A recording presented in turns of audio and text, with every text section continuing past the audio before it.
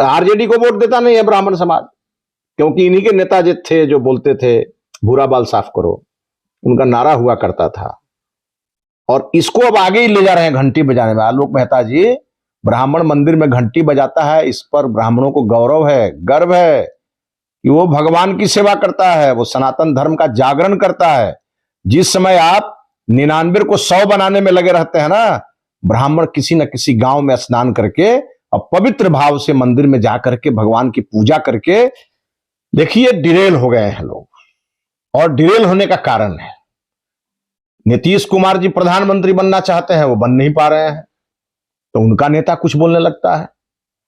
तेजस्वी यादव मुख्यमंत्री बनना चाहते हैं, वो बन नहीं पा रहे हैं, उनका नेता कुछ बोलता है। और ये सब नरेंद्र मोदी जी से घबराए हुए हैं।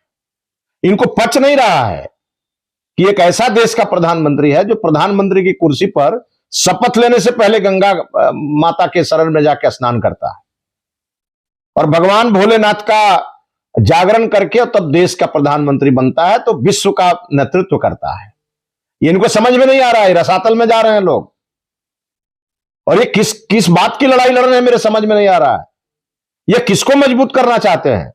ये वोट की राजनीति के चक्कर में ये देश और प्रदेश को रसातल में जाना चाहते हैं। इनको मालूम नहीं है कि ये देश की सभ्यता संस्कृति कैसे बची है। फिर सवाल लोगों ने बचाया। सवाल यह है कि ये जो बयान सामने 2024 की लड़ाई क्या इन्हीं मुद्दों पर होगी, क्या उस तरफ जाता हुआ कोई मुद्दा है? इन लोगों के बनाने से मुद्दा बनने वाला है? नमस्कार, आप देख रहे हैं सिटी पोस्ट और मैं हूं अभिषेक मिश्रा। आरजेडी कोटे के मंत्रियों के विवादित बयानों का सिलसिला लगातार जारी है। अब इस फहरिस्त में नाम जुड़ गया है बिहार के भू राजस्व मंत्री जो आरजेडी कोटे से हैं, आलोक मेहता का।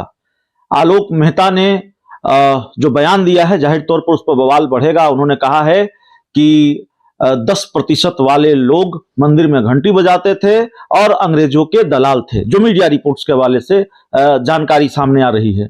हमारे साथ भारतीय जनता पार्टी के बड़े नेता, पार्टी के प्रदेश उपाध्यक्ष मिथिलेश तिवारी हैं। ये तीसरे मंत्री हैं आरजेडी के। रामचरितमानस से विवाद शुरू हुआ, फिर सुरेंद्र यादव ने कहा बीजेपी सेना पर हमला करवाती है। अब आलोक मेहता, ये तीसरे मंत्री जो कह रहे हैं कि 10% वाले लोग मंदिरों में घंटी बजाते थे और अंग्रेजों के दलाल थे। देखिए, मैंने भी ये खबर आज पढ़ी है अखबार में, और सच पूछिए तो ये लोग पागल हो गए हैं। ये गोपालगंज और कुढ़नी की हार को पचा नहीं पा रहे हैं, और इन लोगों में होड़ लगी है कि कौन कितना ज्यादा हेट स्पीच दे सकता है। और इसी होड़ में आलोक मेहता जी भी आ गए हैं। लेकिन मैं इनको कहना चाहूंगा कि मान्यवर आलोक मेहता जी, जरा ये बताइए, चंद्रशेखर आजाद कौन थे? मंगल पांडे कौन थे? गोपाल कृष्ण गोखले कौन थे? खुदीराम बोस कौन थे? और ये ब्राह्मण समाज पर जो ये हमला कर रहे हैं, ये इनकी पीड़ा है।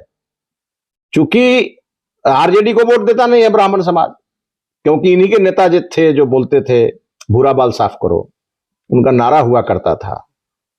और इसको अब आगे ही ले जा रहे हैं घंटी बजाने में। आलोक मेहता जी ब्राह्मण मंदिर में घंटी बजाता है, इस पर ब्राह्मणों को गौरव है, गर्व है कि वो भगवान की सेवा करता है, वो सनातन धर्म का जागरण करता है। जिस समय आप 99 को 100 बनाने में लगे रहते हैं ना, ब्राह्मण किसी न किसी गांव में स्नान करके और पवित्र भाव से मंदिर में जाकर के भगवान की पूजा करके, और क्या कहता है मालूम है?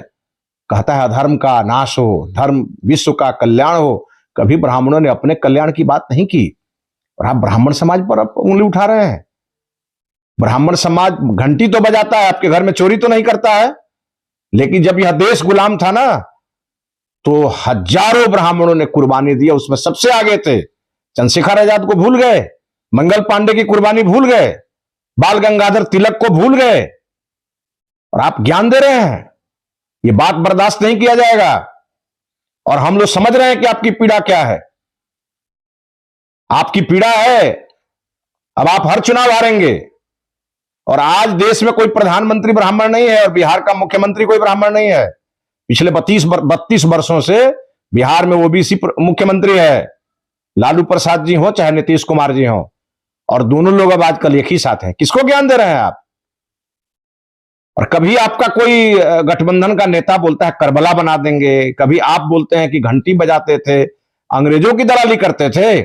इतिहास पढ़िए, जब अंग्रेज आए तो सबसे पहला हमला उन्होंने मंदिरों पर किया, पहला उन्होंने नुकसान ब्राह्मणों का किया। उनको मालूम था कि ब्राह्मण जब तक जीवित रहेगा तब तक इस देश पर बहुत लंबे समय तक राज नहीं कर पाएंगे। यहां की सभ्यता संस्कृति का को जागरण करने वाला जाति ब्राह्मण है। ब्राह्मण पर आप भाषण देते रहते हैं।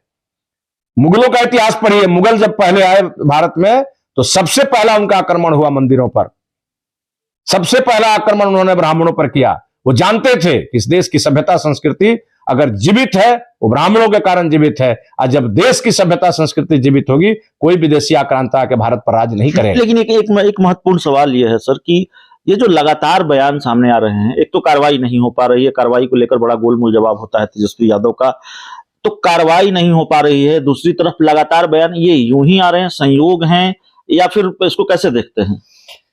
देखिए, डिरेल हो गए हैं लोग, और डिरेल होने का कारण है नीतीश कुमार जी प्रधानमंत्री बनना चाहते हैं, वो बन नहीं पा रहे हैं तो उनका नेता कुछ बोलने लगता है। तेजस्वी यादव मुख्यमंत्री बनना चाहते हैं, वो बन नहीं पा रहे हैं, उनका नेता कुछ बोलता है। और ये सब नरेंद्र मोदी जी से घबराए हुए हैं। इनको पच नहीं रहा है कि एक ऐसा देश का प्रधानमंत्री है जो प्रधानमंत्री की कुर्सी पर शपथ लेने से पहले गंगा माता के शरण में जाकर स्नान करता है और भगवान भोलेनाथ का जागरण करके और तब देश का प्रधानमंत्री बनता है, तो विश्व का नेतृत्व करता है। ये इनको समझ में नहीं आ रहा है, रसातल में जा रहे हैं लोग। और ये किस बात की लड़ाई लड़ रहे हैं मेरे समझ में नहीं आ रहा है। ये किसको मजबूत करना चाहते हैं? ये वोट की राजनीति के चक्कर में ये देश और प्रदेश को रसातल में जाना चाहते हैं। इनको मालूम नहीं है कि ये देश की सभ्यता संस्कृति कैसे बची है। फिर सवाल लोगों ने बचाया। सवाल यह है कि ये जो बयान सामने 2024 की लड़ाई क्या इन्हीं मुद्दों पर होगी? क्या उस तरफ जाता हुआ कोई मुद्दा है? इन लोगों के बनाने से मुद्दा बनने वाला है? देश तो अंत्योदय की तरफ बढ़ रहा है। ये दीनदयाल उपाध्याय जी ने ये सूत्र दिया था। हमारे मदन मोहन मालवीय जी, वो भी तो ब्राह्मण थे, वो अपने बेटा और पोता के लिए बनाए थे क्या काशी हिंदू विश्वविद्यालय। उसमें कौन जाकर के हिंदू नहीं पढ़ता है भाई? हमेशा ब्राह्मणों ने इस देश को दिया है। और इन लोगों को पीड़ा किस बात की है? आज तो कोई ब्राह्मण मुख्यमंत्री बनने के लिए बेचैन नहीं है। आज तो ओबीसी और ईबीसी को बना के ब्राह्मण समाज खुश है। फिर किस बात की पीड़ा है इनको?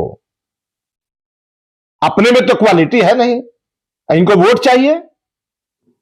ये गोपालगंज और कुढ़नी की हार से बौखलाए हुए हैं, और बौखलाए ही नहीं है, ये डिरेल हो गए हैं, पागल हो गए हैं।